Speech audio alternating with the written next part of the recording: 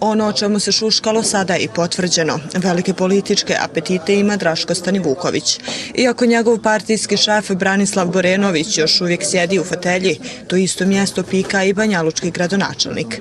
Za ATV kaže da je vrlo izvjesno da će se iduće godine na unutarstranačkim izborima kandidovati za predsjednika PDP-a. Moja odgovornost na rezultate koje imam u Banja Luci da idem za tako nešto. Ne krijem svoj plan da se kandidujem za takvu poziciju unutar PDP-a kada se stvore uslovi kroz ove unutarstranačke izbore.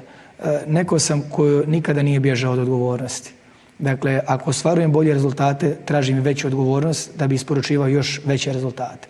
Preuzeo sam odgovornost za vođenje najvećeg grada. Dakle, mogli biste voditi? Vrlo izvjesno i vrlo realno.